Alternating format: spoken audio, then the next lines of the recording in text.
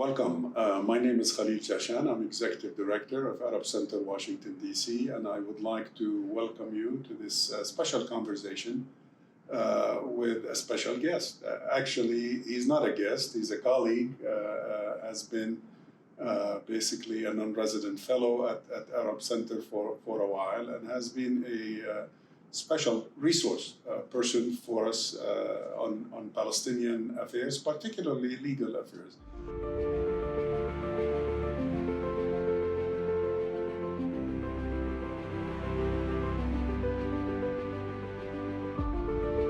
Jonathan Kuttab is not a stranger to Palestinian affairs. He, of course, spent many years in Palestine as a lawyer, as a human and civil rights defender, as a founder of many NGOs focusing on human rights and civil rights in Palestine, including, of course, the most prominent one, Al-Haq, and has written over the years many articles and given many talks and speeches about the topic. He recently spent a whole month visiting the Palestinian territories, where he met with many Palestinian human rights and civil rights activists and some Israeli also human rights activists. So we thought we would spend a few minutes with Jonathan discussing the most recent developments in the region, particularly in light of the current turmoil in Israel resulting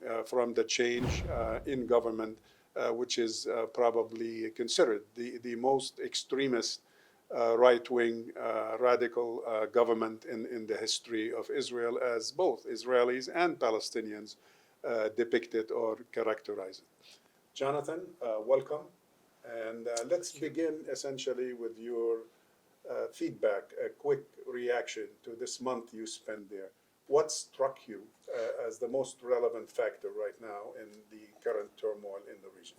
What struck me really was a sense of crisis, a sense of shift in paradigm. Unlike the United States and perhaps the rest of the world, nobody there talks about the two-state solution anymore. The situation is quite entrenched. The Israeli desire to keep all of the occupied territories is now very well understood and accepted as the reality that exists in the area.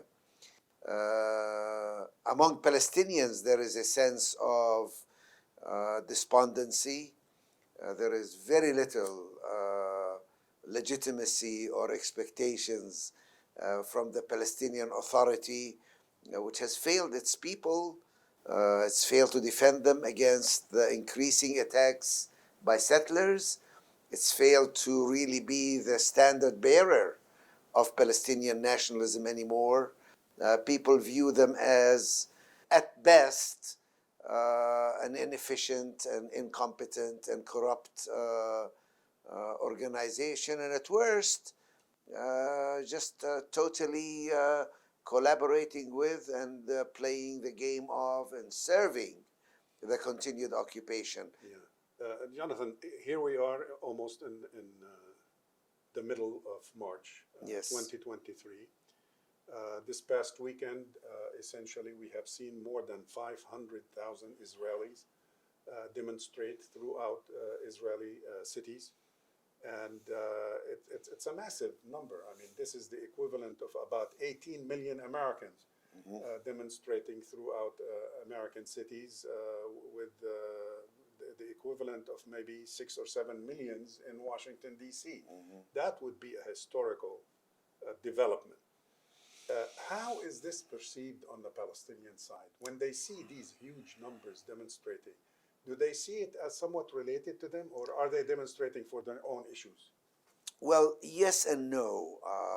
It's certainly seen as an existential, radical moment for Israel that is defining its character for its own people and for the rest of the world. But the feeling is that it mostly has to do with an internal Jewish Zionist issues. The fact that they have not welcomed even Palestinians or Israeli citizens 20% of the population that they desperately need to stem the flow of fascism in Israel, the fact that they need those Israeli Palestinians, and still they did not bring them in, was disappointing, I think, to many Palestinians.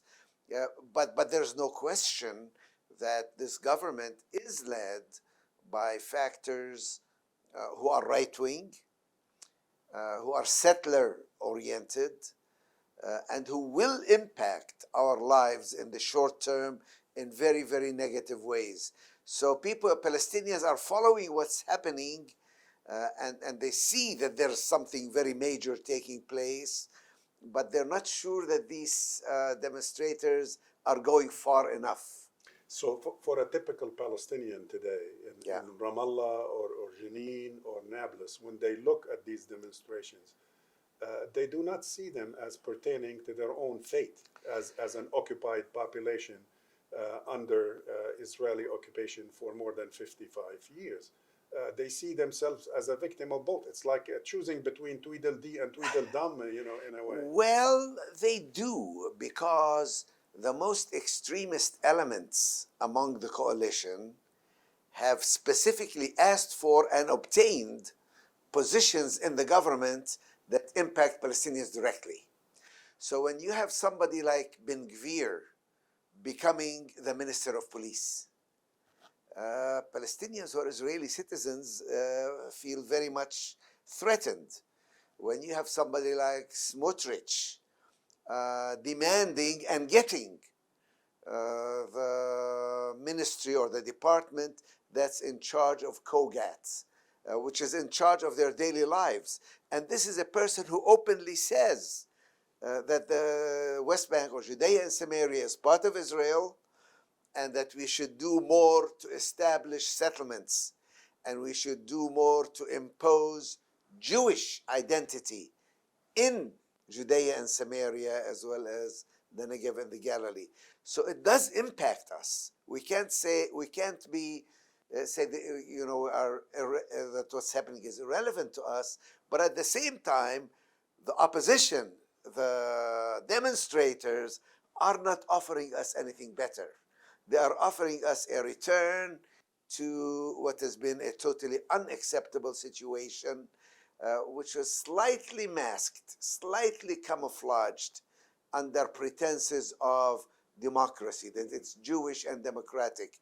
But as far as we are concerned, it's never been democratic for us.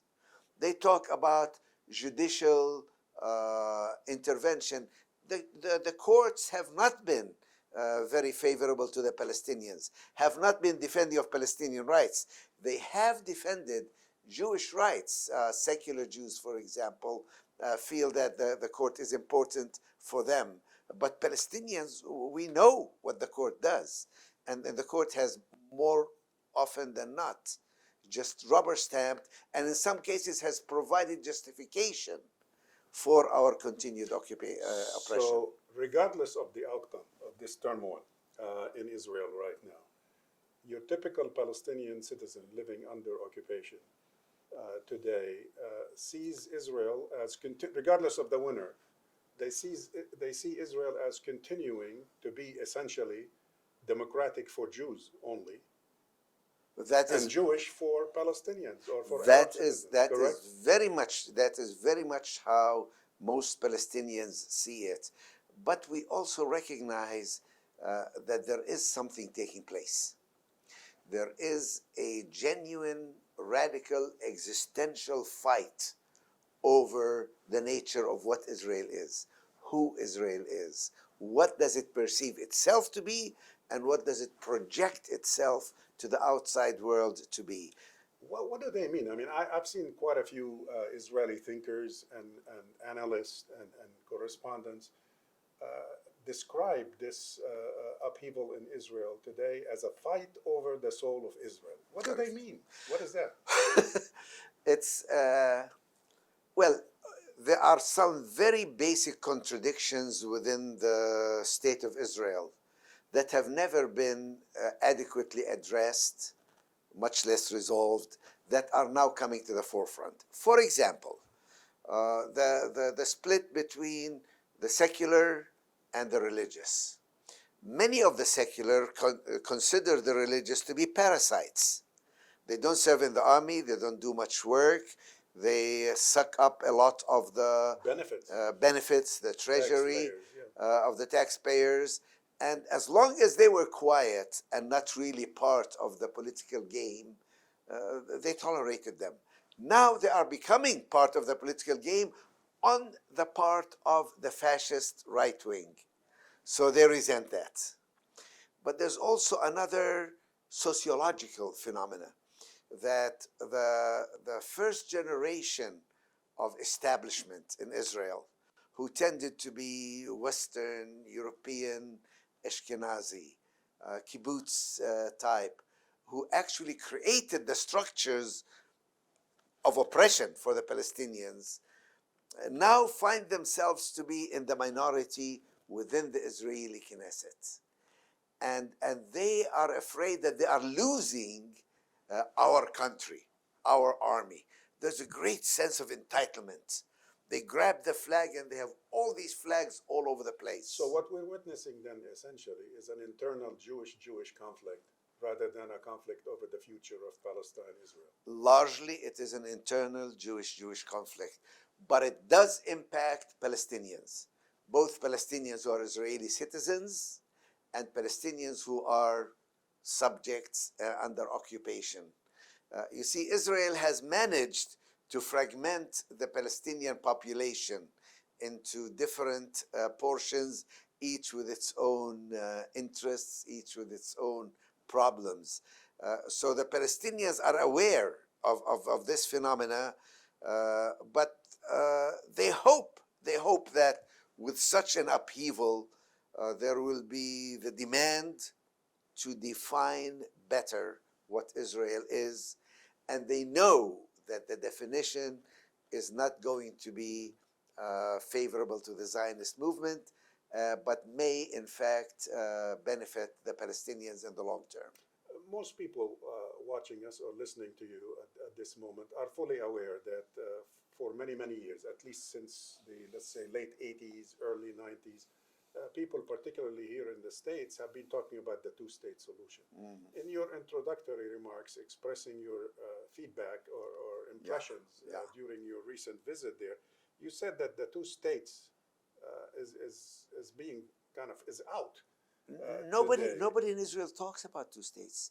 People forget that it took a lot to get Netanyahu to even utter the words. Is this the last proverbial nail into the coffin of the two state, or do you still seeing it continuing based on leaders, attached to it, and on the Israeli and the Palestinian side? I wrote a book, Beyond the Two-State Solution, where I argued that while most pundits, most observers, most scholars know there's not going to be a two-state solution, yet it's a convenient alibi.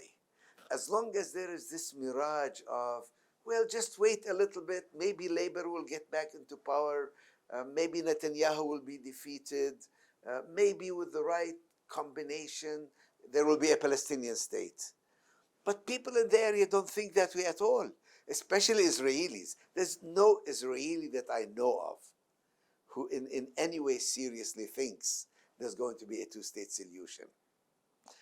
So this is a major contrast between what the rest of the world talks about and the reality on the ground. The reality on the ground is there is only one state, and it is based on apartheid, based on privilege for Jews and different methods of control for the Palestinians.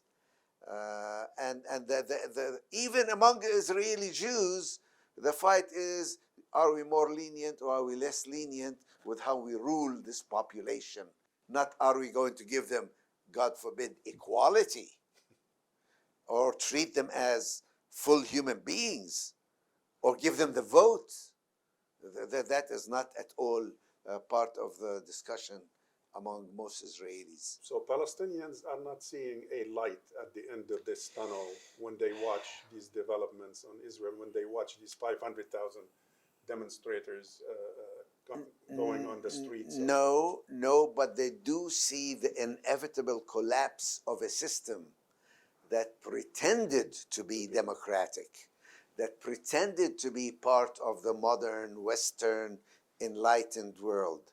And what is bothering most of the demonstrators is that the current government is making it difficult for them to continue with that pretense, to continue to be acceptable in the outside world. You have somebody like Smotrich who openly says, I am a fascist and a homophobe. This is who I am. Proud of it. And he's proud of it. So for many Israelis, they cringe because that reveals some aspects of Israeli society that they prefer to hide from the outside world. Let's shift gears a little bit and talk about the internal Palestinian situation. You referred in your earlier remark that there is some type of depression or despair governing Palestinian mindset today. Why are the Palestinians in despair right now when they look at their own leadership and inability to end the occupation? Well, one reason is because the ruling Palestinian Authority has refused to allow them elections. I think they've made it very clear. They're totally comfortable ruling without elections. And Hamas in Gaza also doesn't want elections.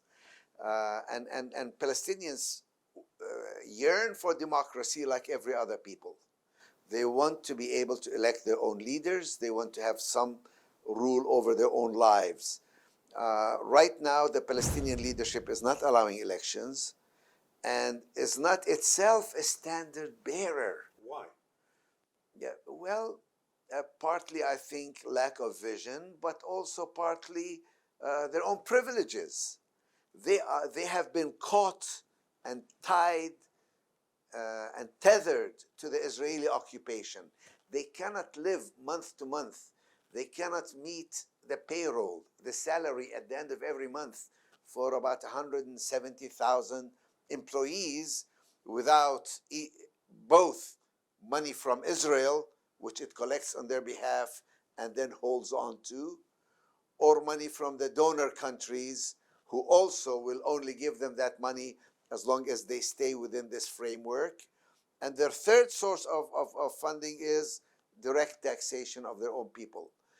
So the people are saying, even with the best of intentions, the Palestinian Authority cannot serve us, its people. They can only serve our occupiers.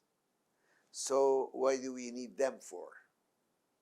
So that leaves the Palestinians with one choice: change. Yes, and people are afraid that when Mahmoud Abbas departs this life, there may be an internal fight among the different Palestinian personalities within Fatah over the leadership, and it may get very bloody. They're also worried that Israel may push the Palestinian Authority to turn its guns in a big way on its own people. Because if Palestinians continue to resist and Israel thinks that the PA isn't doing enough to fight its own people, sooner or later there's going to be fighting between the young people with their guns and the Palestinian Authority, and this could be a very bloody affair. I just heard a Palestinian activist, lawyer, and commentator make a statement on TV just a couple of days ago saying that what we need, in other words, what Palestinians need is protection. In light of what you said, what is meant by that? What is meant by that is that the Palestinian population, the vast majority of the Palestinian population today is totally unprotected. Their own Palestinian Authority doesn't protect them. very clearly. Why not? With 170,000 people working, Well, why aren't they about 70,000 of them are armed. security apparatus? Security apparatus, but they are specifically told you're not allowed to use these guns except against terrorists. You're not allowed to use those guns against the settlers who are terrorizing your people or against the Israeli army, which is occupying them. You are specifically required to use those guns only against your own people. In the name of law and order. In the name of fighting as part terrorism. Of the occupation. Yes, of fighting terrorism. This is what's so-called the security coordination. So they have become partners to Israel's occupation. In terms of, yes, in terms of fighting. And when the settlers, who have been increasingly emboldened by this new government, and even before this government came into power, when they go around and rampage and throw rocks and burn houses and shoot at Palestinians, the PA is not allowed to shoot back at them. In fact, the PA is required to go and hide. So people feel themselves totally vulnerable. And if they pick up even stones, but certainly if they pick up guns to defend themselves, then the Israeli army comes in and the PA is required to come in to prevent them from defending themselves. So we feel very vulnerable. People feel extremely vulnerable, and that's why they call for international protection. Because the Israeli army is no longer acting as it should under international law to protect the civilians as the occupying force. As an occupying force. And the Palestinian Authority certainly isn't allowed to do that. So who protects them against settlers, much less against the army? And settlers are totally acting with impunity. We've seen settlers act more and more with utter impunity, shooting, killing Palestinians with Israeli soldiers standing there watching. And if Palestinians try to resist, then the army moves in to shoot at the Palestinians. This is why Palestinians... To protect the aggressor, the settler. To protect the settler aggressors. That is why people say we need international protection. With this new government in Israel, the settlers have always been kind of a Frankenstein that Israel has created. Now the chickens appear to me that they have come home to roost. And especially with the new government, the settlers are a partner this time. They're not Correct. just an outside lobby trying to influence policy on occupation. They are actually in charge. Correct. Of the occupation. How is that impacting daily life? Well, this is why Palestinians are not totally neutral about these demonstrations that are taking place. Mm-hmm. Because they see that the new government, with its Smotriches and Ben-Gvirs and others, are really the thugs who now are coming in as the power, as the established legal power. And so, yes, we are very worried about those people. You see, this started a long time ago. Mm-hmm. When Sharon was afraid that there's going to be peace, he called on the youth, the so-called settler youth, grab every hilltop. Because where you grab and where you stand, that's where Israel will be. Create facts. Create facts on the ground. So these young people with no restraint were being told, go ahead and do what you can. And these young people are used to wreaking havoc. Unlike the Israeli establishment, which tries to create a facade of legality and a pretense that they are taking the land under different legal... these people are just thugs. And there's a new phenomenon now. Instead of setting up a settlement and living there and having a fence around it, they set up what's called farm outposts, which is like 2 or 3 units to build, and then a flock of sheep or cattle with settlers on 4-wheel drive roaming around and chasing Palestinians off of their lands, not even bothering with legality of confiscation and of taking over the land and pretending it is state land. No, this is all our land. And we'll chase the Palestinians and their flocks and their planting and their trees, and we'll just spread our authority as Jewish authority. The idea is Rebbeut. We have to have Jewish control and authority over the land. This is no longer a question of annexing it into Israel. This is an assertion of Jewish, not Israeli, domination over all the area. But to put this in plain English, this is the equivalent of ethnic cleansing. I mean, when to me, what is this new government talking about Judaization? I mean, we knew that since 1948, Israel has been describing itself as a Jewish state and acting accordingly. But now we have people in this government that keep talking about it is the land solely, the land of Jews. Exclusively. From the Galilee to the Negev, to Judea to Samaria. I've never seen that equation before, equating Judea, Samaria with the Galilee and the Negev, which are part of Israel, so-called proper.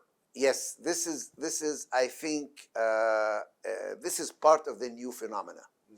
The new phenomena is no longer to pretend that this is sort of a secular country governed by international law. This is an Old Testament tribal conquest of the land. Because God gave it to us, because the UN gave it to us, because we have the power over it, so Jewishness rather becomes an important element of domination.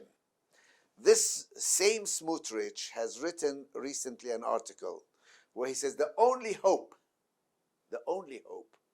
is for Palestinians to recognize all this is Jewish. They can either stay here recognizing that this is Jewish, no vote, we'll give them some municipal rights, economic rights, or leave, exile, we will help them, we'll give them some money to go live elsewhere. But if they resist, then we have God and the Israeli Defense Forces, we will crush them. We will win. That's the only hope. That there can be no two-state solution. If there ever was, there is only one state, and it's a Jewish state. Those Arabs who recognize it are welcome to stay. We'll try and make their life a little easier as long as they recognize it's a Jewish state. They have maybe some rights as individuals, but not political rights as an entity or as a nation. If they recognize that, we'll tolerate them. Or they can go live elsewhere. We'll help them emigrate, basically deport them. But if they don't, we will crush them. You mentioned the word hope. Yes. Let's end with a couple of questions on this issue. I know it's very difficult, probably for a Palestinian living under occupation, to have any sense of hope, considering what we have just discussed. But in reference to what happened in Hawara, just in recent weeks, the Israeli commander over the West Bank, General Fox, referred to it as a pogrom. Correct. That has never happened before, where an Correct. Israeli military leader refers to a crime of ethnic cleansing, reminiscent of terminology used against the Nazis. And do you think this honest depiction of what took place in Hawara, burning of what you referred to earlier, burning of homes and property and cars and what have you, is focusing the attention of outside people on the outside, like let's say particularly American Jews who support Israel or the West in general? Are they now getting a clearer picture of what Israeli occupation is really doing?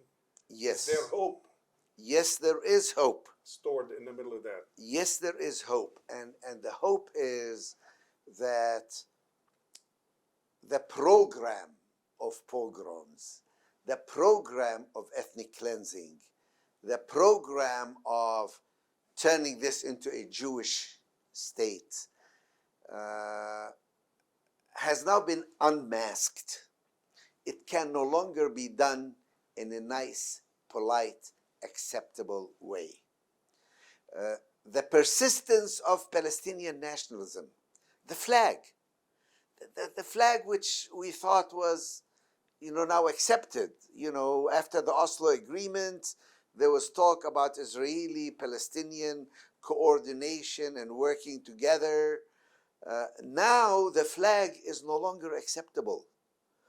Hawara was one of the places, even before the pogrom took place, where settlers driving through would stop and climb and bring down the Palestinian flag, because for them that flag is a failure of Zionism. That flag is an assertion that Palestinians are a people whose identity has not been dissolved, who have not, they used to say the old will die off and the young will forget. Yeah. Today's young people among Palestinians, and this is really frightening, no longer talk about two states. They talk about all of Palestine. And they talk about long term. And they talk about freedom, and they talk about independence, and they talk about equality, the same way third world people used to talk about it at the end of the colonial era. We want to decolonize. We want liberty. We want self-determination. And that is very frightening, because Israel realizes half the people living in historic Palestine today are Palestinians who are very aware of their identity and their nationalism and their national identity.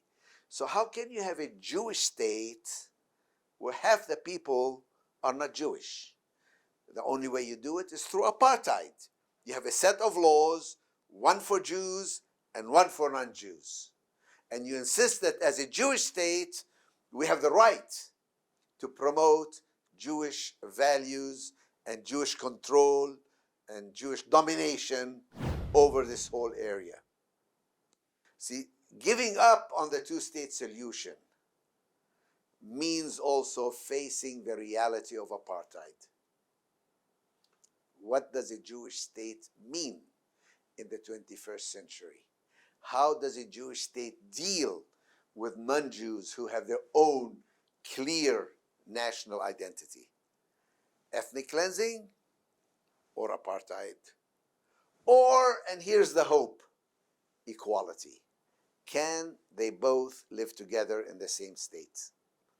With recognition, mutual respect, a constitution that safeguards the rights of individuals and the rights of minorities, where you're not always looking to who's got 51% so that they can crush and dominate the rest.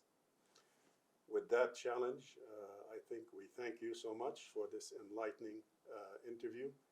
Appreciate very much your interest and, of course, in this, your activism over the years. And we appreciate this time that you spent with us today. Thanks, Thank you. Jonathan. Appreciate it.